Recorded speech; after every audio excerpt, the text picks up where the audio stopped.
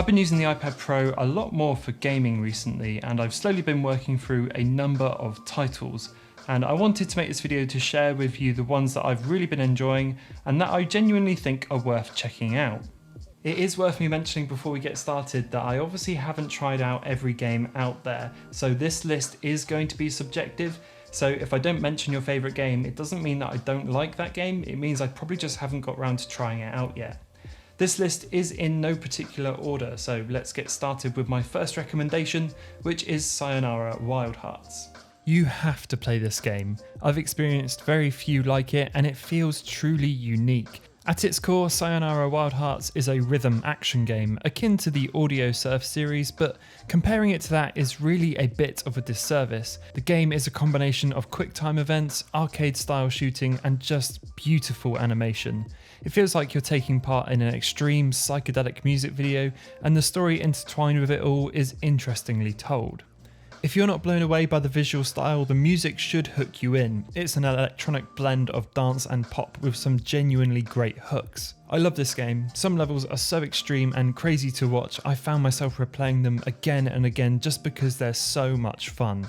This is part of the Apple Arcade, but I would say it's worth getting the 30-day trial just for this game alone. This next title is the only game that's free to play on this list with microtransactions built in, but trust me, I wouldn't put it in here if I didn't think it was worth it. Sky Children of the Light is from the same people that brought us the indie delight that was Journey, and it's a gem of a game. Using a cape that grants you the gift of flight, Sky takes you to 7 different beautiful worlds, tasking you with helping spirits, solving puzzles, and upgrading your abilities along the way. The game thrives off its stunning art direction and the very simple but joyous actions of flying, sliding, and running around the gorgeous environments, and there's a neat little story wrapped up in here to boot. What sets it apart though is the big focus on social interaction, and it's tastefully done. Other live players will show as ghosts in your world, and you can either see them exploring new areas, completing similar tasks as you, or even just hanging out with each other.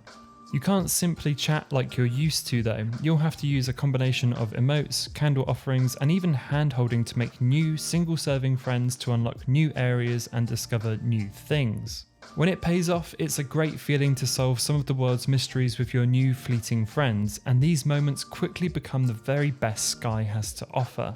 Sometimes it's quite difficult to explain why you should play this game because the experience is kind of surreal, but the second you give it a go and fly around some of the beautiful vistas, it all becomes clear. If you have any iOS device that can run it, not just the iPad, I really recommend giving this title a go.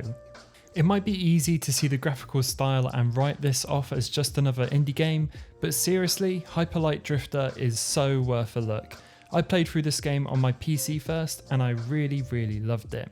I spoke about it on my iPad Pro gaming setup video, but it really does deserve more of a mention in this video. Hyperlight Drifter is an action RPG style game set amongst a beautiful backdrop. There is little dialogue or exposition here, story details are fleshed out through the environment, small cutscenes, or by cute animated panels spoken by the people you meet along the way. The combat is where it really shines though. You have to react quickly and ferociously against your enemies to avoid death. It doesn't pull any punches either, mistakes are met with swift punishment, which often leads to restarting an area. The game keeps you on your toes too, forcing you to adapt to each new enemy type and to constantly evolve your playstyle to meet new challenges. The upgrade system is fun to dive into as well, adding a layer of strategy and thought to how you play and what style of combat and traversal is most important to you. I'm really enjoying playing through this game again, and I think it's well worth picking up on the iPad. You've seen me play this game in previous videos I've made on the iPad Pro, and for good reason. Dead Cells is a fantastic game, and it's totally worth playing on the iPad Pro.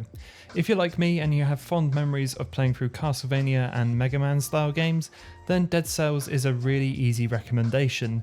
It combines all of the combat intensity of those games and rolls it into a new roguelike formula. Put simply, Dead Cells is an action-focused 2D platformer that asks you to beat each level while upgrading yourself along the way. But should you die, it's back to the very start of the game. That might sound scary and frankly kind of annoying to begin with, but each time you die you come back wiser, better equipped and more ready to face the procedurally generated gambit of levels, which in turn pushes you ahead ever further with each addictive attempt. I haven't managed to complete this game yet, but every time I feel like I'm starting to understand the gameplay and challenge on offer, Dead Cells throws something new my way which makes every replay feel exciting and fresh.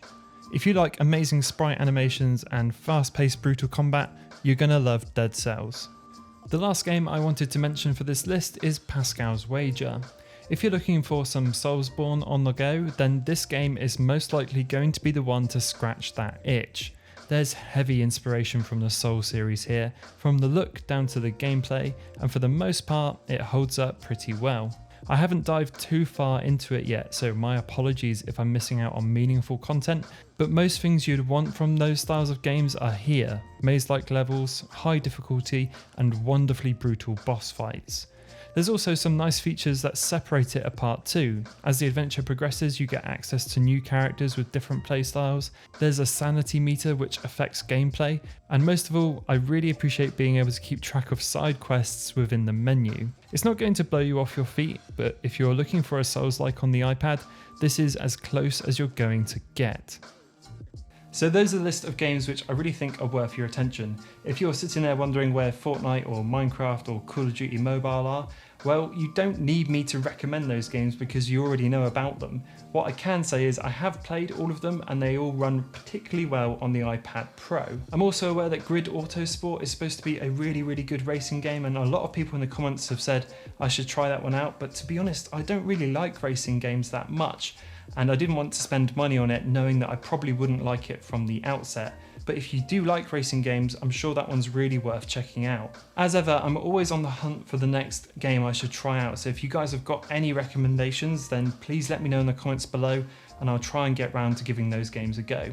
Anyway, that kind of rounds this video up, so if you liked it, then pop a like. If you loved it, hit the subscribe on the way out, that helps me out loads, and I will see you all in the next one.